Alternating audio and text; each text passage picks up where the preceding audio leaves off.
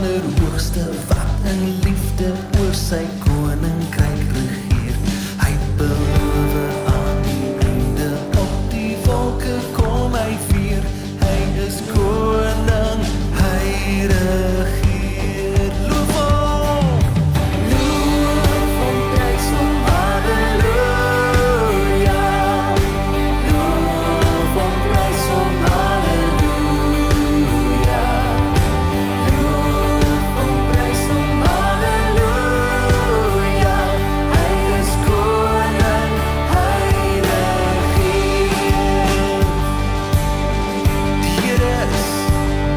Die Here is ons vesting wat vir altyd sal bly staan. Hy beskerm elke mens wat in geloof na hom toe gaan. Hy is ons skuilings, hy is ons wapen, hy het die vyand reeds verslaan. Hy is die rots wat ewig staan. Loof hom, prys hom, halleluja. Loof hom, prys hom, halleluja.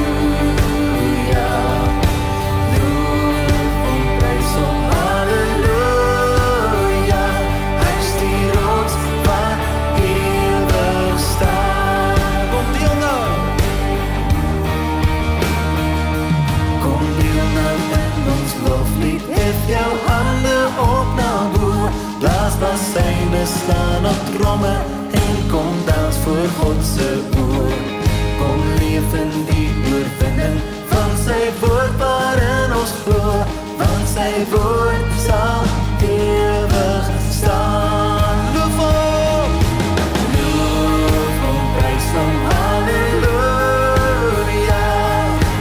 Loof hom, prys hom, halleluja. Loof hom, prys hom, halleluja. Want sy woord sal ewig staan. Loof hom, prys hom, halleluja. Loof hom, prys hom, halleluja. Loof hom, prys hom, halleluja. Want sy woord sal ewig staan. Dan moet ek juig. Dan moet ek juig, my redder en my God. Hoe groot is U? Hoe groot is U? Want deur die hele skepping klink dit saam. Hoe heerlik Heer, U grote naam. Dan moet ek juig, dan moet ek juig, my redder en my God. Hoe groot is U? Hoe groot is U? Want deur die hele skepping klink dit saam. Hoe heerlik Heer, U grote naam. Hoe heerlik Heer, U grote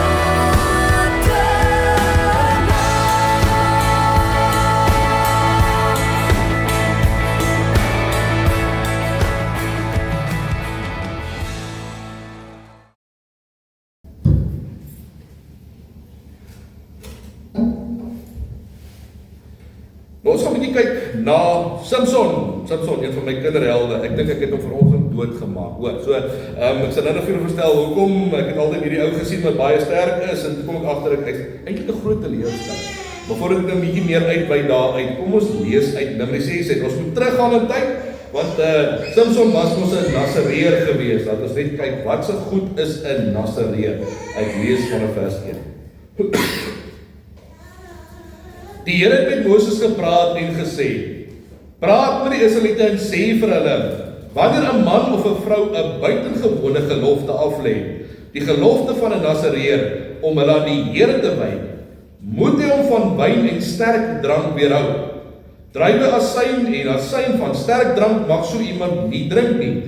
Geen druiwesap mag hy drink nie. En druiwe, vars of droog, mag hy nie eet nie. Vir die volle tydperk van sy toewyding mag hy niks eet van die druiwestok verkry word nie, van put tot skil. Vir die volle tydperk wat sy gelofte van toewyding geld, mag hy 'n skeermes nie oor sy kop gaan nie. Totdat die tydperk waarin hy hom aan die Here toewy verby is, moet hy heilig wees en die onversorgde hare op sy kop lank laat word. Vir die volle tydperk van sy toewyding aan die Here mag hy nie naby 'n dooie kom nie.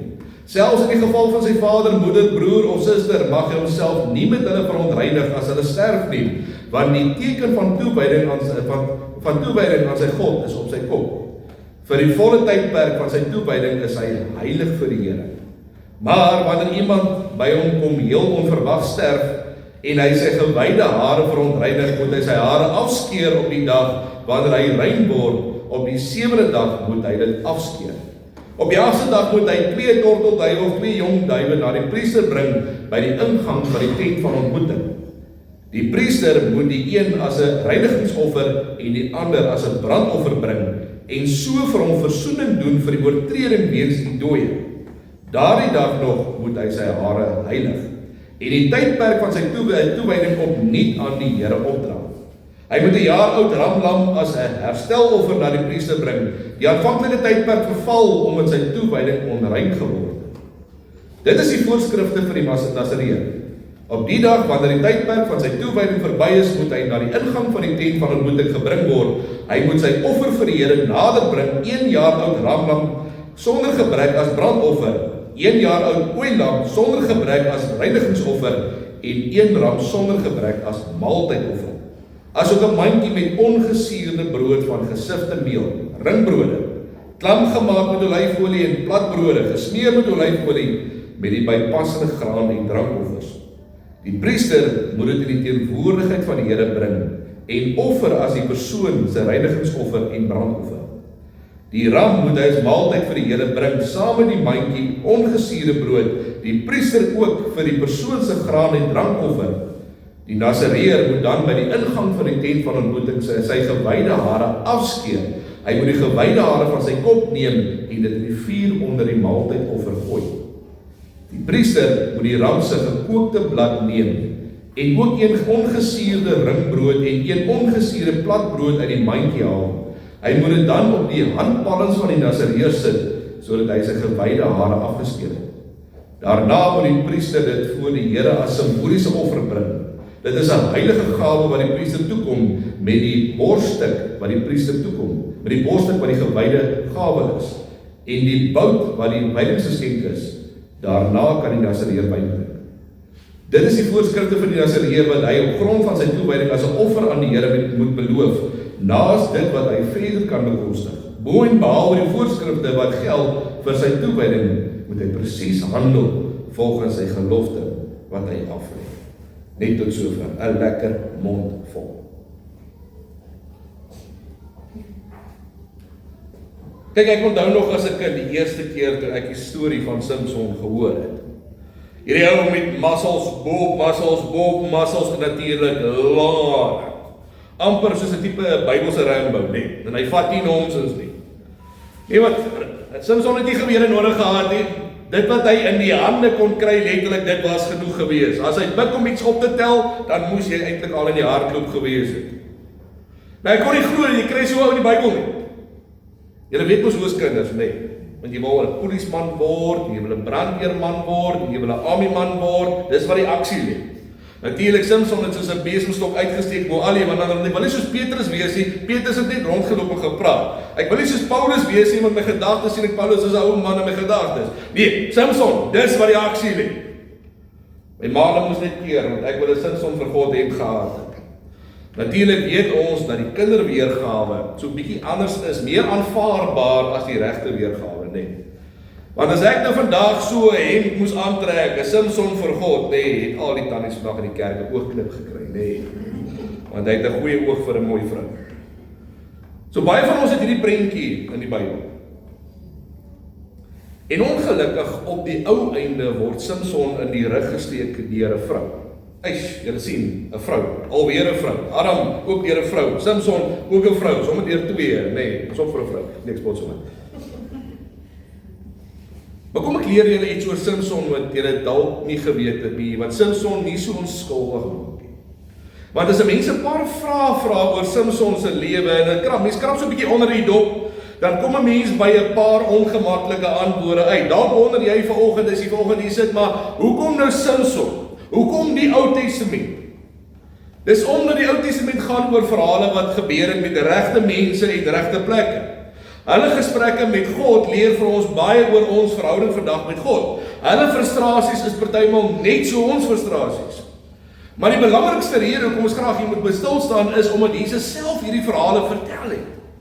In 'n wêreld 2000 jaar terug was dit die stories wat Jesus vertel het. Want die mense het dit goed geken, hulle kon dit maklik volg. Dit praat van regte mense en regte plekke en regte tye. En gewoonlik wanneer iemand die storie hoor, wanneer die verhaal van Samson vertel word, dan is daar so diep sug. Want dit kon soveel anders gewees het.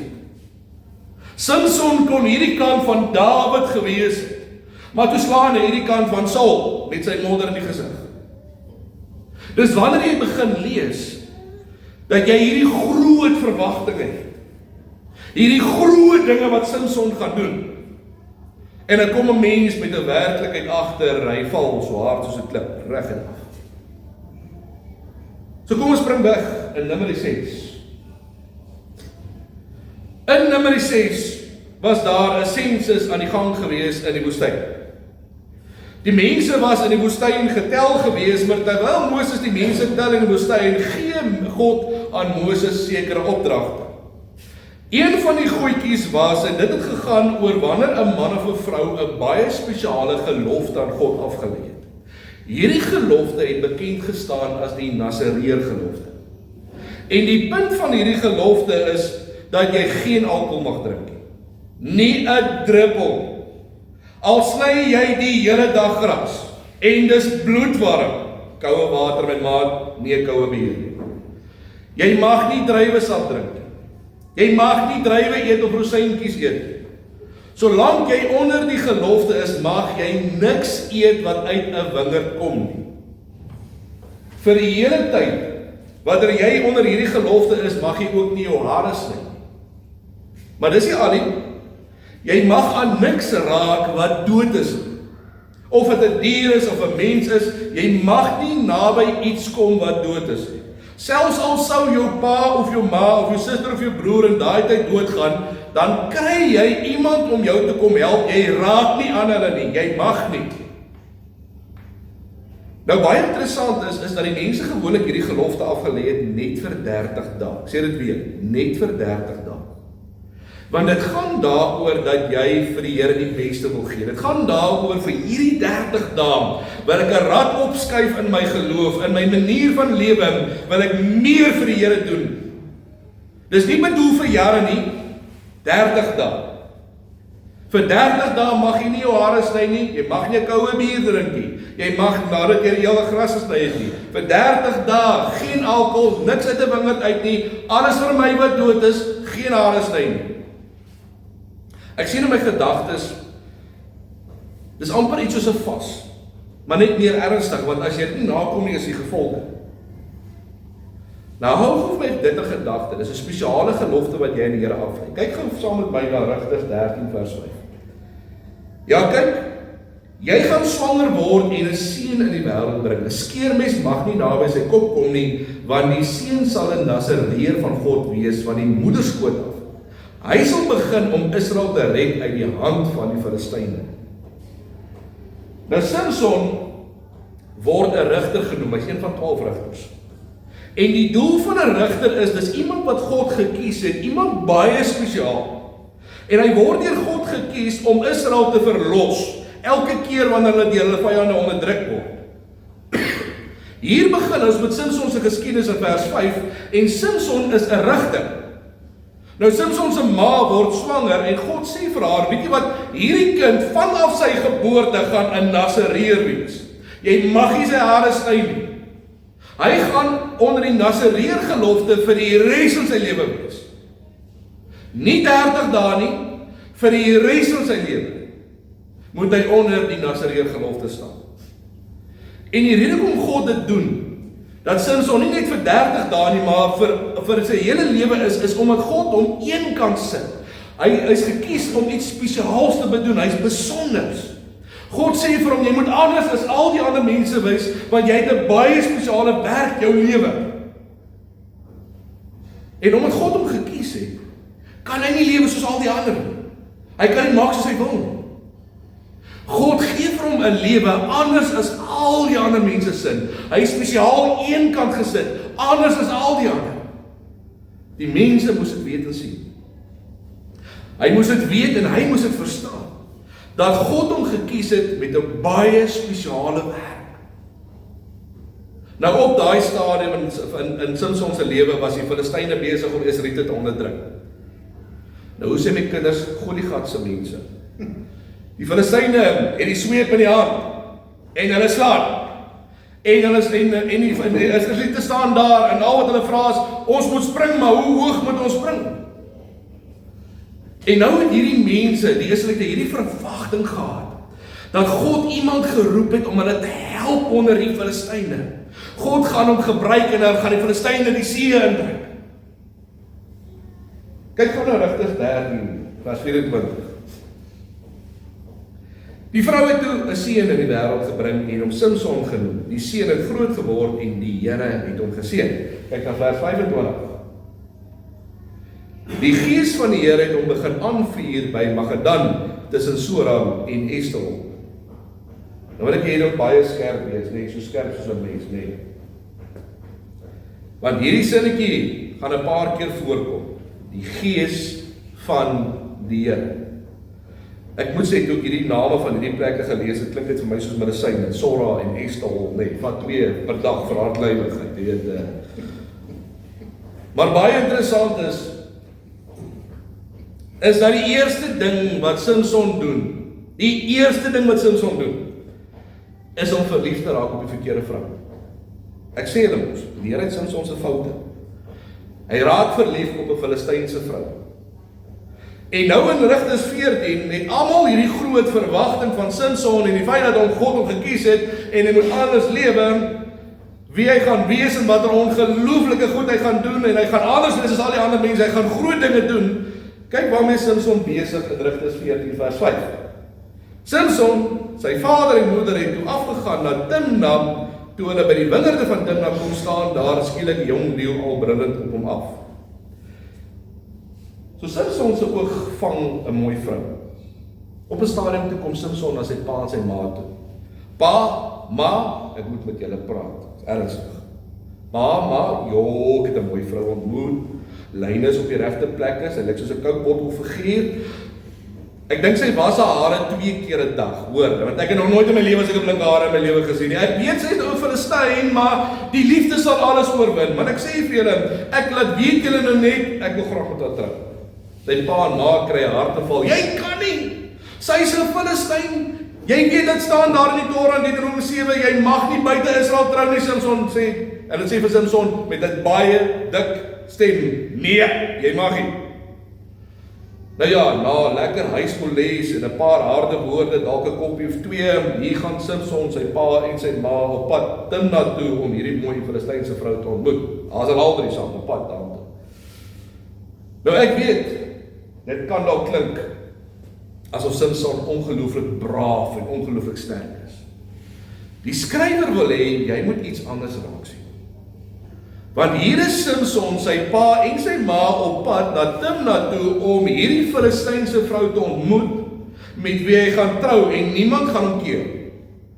Op 'n stadium net so voor die stad, by 'n wingerd, storm daar 'n leeu op. So kyk gou waar is Simson op daai oomblik. op pad na Filistyn toe, en in 'n wingerd, waar hy nie mag wees nie. Die skrywer wil hê, jy moet raak sien, dat God vir Simson gesê het, my maat, jy moet die kant toe gaan. Simson sê, nee, ek gaan die kant toe gaan. Kyk gou wat staan in Rigters 14 vers 6. Maar die gees van die Here het hom in besit geneem, en hy die leeu uitmekaar geskeur, soos 'n mens 'n bokkie uitmekaar sou skeer. Daar was niks in sy hand nie. Hy het egter nie vir sy vader en sy moeder vertel wat hy gedoen het nie. God red vir Simson. Dis eintlik waar daar staan. Die gees van die Here kom op Simson, en hy kry ongelooflike krag om hierdie leeu met sy kaal hande uitmekaar uit te skeer. Ek sê dit weer. God red vir Simson. Vers 7. Hy het toe afgegaan en met die vrou gepraat, en sy was die regte een in Simson se oë. Natuurlik is hulle drie saam by die huis weg, om hierdie vrou te gaan ontmoet. Iewers langs die pad het Simson sy male verloor, want hulle is so eentjie agterop. Ek dink hy is so opgewonde om hierdie vrou te ontmoet. Ek dink hy het agtergekom nie, ek dink hy het gedink hy loop, maar hy het begin draf. Hy is op pad na hierdie vrou toe. Hy kom eerste by hierdie vrou aan, en hy, ander vertaling sê dit nog vir my verskriklik mooi. Sy het vir hom mooi gelyk. Dis waar daar staan. Natuurlik staan hy vooraan, en hy kan nie help nie, maar dit kom net natuurlik. Flex in sy biceps, hy kan dit nie help nie. Luister wat staan in Rigters 14 vers 8 en 9. Toe hy 'n ruk later teruggaan om met haar te trou, het hy afgedraai en na die oorskot van die leeu te kyk. En so waar daar was 'n swerm bye in die karkas van die leeu en heuning. Hy het dit uitgekrap in sy hande, daarvan geloop en eet, en hy het na sy vader en moeder gegaan, vir hulle daarvan gegee, en hulle het ook geëet, maar hy het nie vir hulle vertel dat hy dit uit die heuning uit die karkas van die leeu gekrap het nie. Weereens, ek weet, dit klink asof Simson die rowwe tipe breiwaard is, want hy het 'n leeu met sy kaal hande doodgemaak. Hy wen nie gul, klink soos 'n aksieflieks, nee. Maar die skrywer wil hê, jy moet dieper kyk. Eerstens doen hy wat hy glad nie mag doen nie. Hy wil met 'n Filistynse vrou trou. Hy's in 'n wingerd, waar hy nie mag wees nie. Op 'n stadium toe gaan Simson terug na die karkas van die leeu toe, met ander woorde, hy gaan terug daartoe, die leeu is lankal al dood, ek dink die leeu het al gevrot. Hy mag nie aan dooie goed raak nie, hy mag nie naby dooie goed wees nie. Dit is vir hom duidelik uiteengesit. Hy worry net niks nie. Hy sien toe binne in hierdie leeu se karkas is daar bye wat 'n heuningkorf gemaak het. Hy steek sy hand binne in hierdie karkas in, en hy krap borrels binne in hierdie dooie leeu rond, en hy vat vir hom 'n stuk heuning, hy haal dit uit en hy eet dit. Nou, gewone Jood mag dit nie eers doen nie, Simson worry net. Dit beteken op daai moment is Simson onrein. Daar is sekere goedjies wat julle nou gehoor het in Numeri 6 wat hy nou eers moet doen voor om hom weer rein te kry. Byvoorbeeld, hy mag glad nie aan ander mense raak nie, want dan is hulle ook onrein. Oh no, hy worry mos nie. Hy vat die stuk heuning en hy eet dit. Hy kom by sy pa en sy ma, en ma, kyk wat ek vir julle gebring. Ek het vir julle heuning gebring. En hy lieg lekker vir hulle waar hy dit gekry het. Want waarskynlik sê hy vir hulle, nee, weet jy wat, ek het nou iewers in 'n boom gekry. Ek was bietjie honger gewees, sy pa van die stuk heuning, en hy kom so, en hy ryk so, eers maar, hierdie vrot dit so. Simson sê, nee, ek weet nie, seker maar bietjie op pad warm geraak hiernatoe. Die skrywer wil hê, jy moet raak sien hoe dwars Simson was. Hoe min hy eintlik vir God omgegee het. Wat God van hom verwag het, dit het hom nie geplan nie, hy het nie gehoor nie. Nou wil ek dit net noem, nee. Die vorige kere het die Moabiete gekom en hulle vir Israel onderdruk. En die mense bid tot God, en God sal 'n rigter stuur, en God stuur toe 'n rigter, en hulle druk die Moabiete toe uit. Later toe kom die Midianiete, en hulle verdruk die Israeliete, God stuur toe weer 'n rigter, en hulle druk die Midianiete uit. Nou is dit die Filistyne, en hierdie is een van die gevaarlikste tye in Israel se geskiedenis. Want die Filistyne het die Israeliete nie sleg hanteer. Die Israeliete het half gewoond geraak aan die manier van die Filistyne se doen. Hulle het later begin heen en weer trou, die Filistyne se kultuur aanvaar, en God word so stukkie vir stukkie word God so half een kant toe geskuif. Dis 'n baie gevaarlike tyd in Israel se geskiedenis. Ek ben Tegnies gesproke is ons weer daar. Ek hoef nie eers veel te sê nie oor die Zoid-Filistyn wat die kerke mos ingedryf het nie, nee. Om 'n wêreldse propaganda in die kerke te verkondig nie. Die kerke kan nie vinnig genoeg hulle deure oopmaak nie. En met 'n paar knope en heilige maniere kom verluister die mense. En dan staan die mense daar met hulle hande in die lug. Ooh, dis amazing. Daar so 'n lekker emoji wat 'n mens kry nie. Die mense het jou gesig so vee. Sê meer as baie woorde. Maar dis kom Dawid die Filistyne nie kon hanteer nie. Want die Filistyne bring die heeltyd hulle vreemde gode in. En dan skop Dawid die Filistyne uit. Dan sê Dawid vir die Filistyne, ek wil niks met julle te doen hê nie, want julle bring die heeltyd hierdie vreemde goed en ons wil nie hierdie vreemde goed by ons hê nie. Samson kom daarom in 'n fight met die Filistyne. Ek het julle goeie nuus. Dis by sy troue. Hy maak 'n wetenskap met sy skoonmaale. Hy het vir hulle 'n raaisel gegee, dat as hulle die raaisel kan uitvind, dan hy gaan nou kyk hoe skerp hulle is, hy soek die antwoord op hierdie raaisel. Sy vrou op sy troudag, verneek op. En sy bring 'n antwoord na sy skoonmaale toe, daar by sy troue, lekker man. En Samson se raaisel word uitgevind. Samson is kwaad. Wil dit staan in Rigters 14 vers 19. Die gees van die Here het hom in besit geneem en hy het afgegaan na Askelon toe. Hy het 30 man van hulle doodgeslaan, hulle uitrustings geneem en die klere van die wat die raaisel verklaar het gegee. Hy was woedend en het opgegaan na sy vader se huis toe. Samson was so kwaad dat hy afgaan 30 Filistyne gaan doodslaan, nie omdat hulle vreemde gode aanbid nie, of omdat hulle teen God staan nie, omdat hy kwaad is. Weereens red God hom. Want uit sy woede wou hy net slaan. God gee vir hom die krag en hy red hom uit sy eie woede wat sy lewe bedreig. Die gees van die Here is op hom. En dis nie die gees van die Here wat vir Samson stuur om hierdie 30 ouens te red nie. Samson het afgegaan omdat hy kwaad is. God red hom en van daai 30 man het hom nie doodmaak nie. Samson karring net in sy eie rigting. Hy gee nie 'n vaandel om oor God nie. God red hom elke keer deur vir hom die krag te gee, sodat hy net nie doodgaan nie. Dis wat die gees van die Here beteken. Elke keer in daai moment kom God deur. Rigters 15 vers 14. Toe hy by Legie aankom met die Filistyne om juigend tegemoet gegaan, met die gees van die Here het van hom in besit geneem en die toue wat om sy voorarms was, het geword soos vlas wat vlam vat. Die koorde het van sy hande afgesmelt. Nou wil ek so 'n bietjie spring. Op 'n stadium, toe probeer die Filistyne vir Samson vang. Hulle bind hom vas en hulle wil hom saam sleep. Op 'n manier staan daar, breek hy daai toue los, soos iets wat brand van sy hande af. Hy kry 'n donkie se kakebeen in die hand en hy slaan 1000 Filistyne dood. God red hom weer. Raai wat staan daar, en die gees van die Here is op hom. Maar wees gou skerp, 'n donkie se kakebeen is iets wat dood is. Hy mag nie daaraan vat nie. Hy worry nie. Hy gryp dit wat hy letterlik in die hande kon kry. Hy dink nie eers 2 keer daaraan nie en hy begin swaai. Later bou hy vir hom 'n berg voor hom. Maar hier wil ek iets vir julle baie belangrik doen. Dis ongelooflik belangrik. Hierdie keer is die laaste keer wat jy die woorde gaan lees en die gees van die Here wat hom gehelp het. Die laaste keer. Want God het hom gelos. Toe ek dit lees, dit my hoendervleis gegee. God het hom geroep, God het vir hom gegee en gered, en gered, en gered, en gered, tot nou toe, en toe los God hom.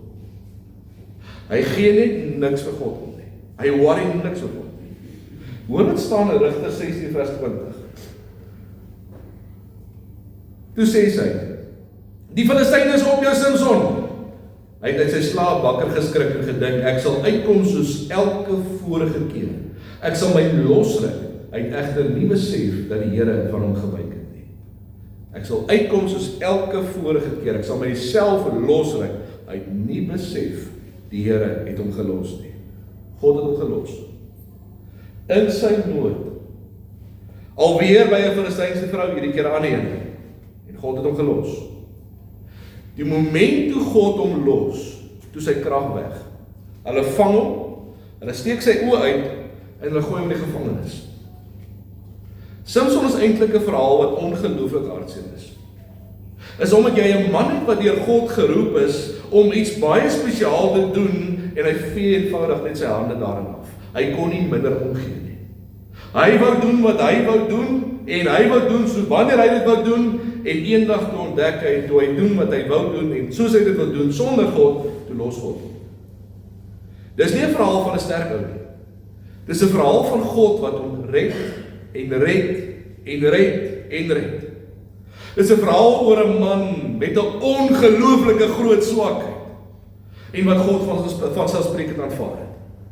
Die held in die verhaal is nie Samson nie, is God. Jy sien my liewe Fynbos familie, die feit dat jy vandag hier sit, beteken dit jy's 'n gelowige. Dit beteken Jesus het alles vir jou gedoen wat jy nodig het om te kan glo, om te kan leer wie God is. God het vir jou alles gegee wat jy nodig het om anders as die wêreld te wees.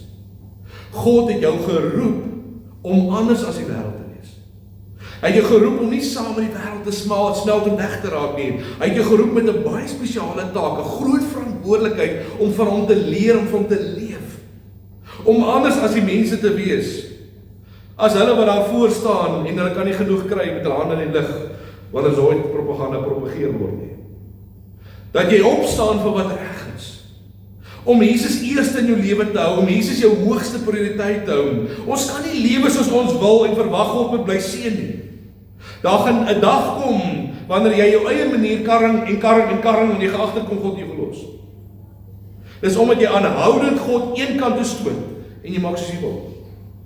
God is nie 'n bysaak nie. Daar staan in Matteus 25 vers 12 dat op die dag wanneer Jesus weer gaan kom om sy kinders te kom haal, gaan baie mense daar staan om te sê amen. Ons is so bly. En Jesus sê vir hulle, wie is julle? Ek ken julle nie. Die mense gaan bos oor opgewondenheid. Daar's baie mense wat dit nie gaan maak nie. Dis omdat hulle geleef het soos hulle wil. En Jesus was nooit vir hulle belangrik nie. Moenie 'n Samson op jouself trek nie. Jy is geroep en gekies om anders te wees. Staan uit. Moenie saamspel nie. Maar dit gaan beteken dat jy elke liewe dag van jou lewe vir Jesus moet kies. Amen. Kom ons bid saam.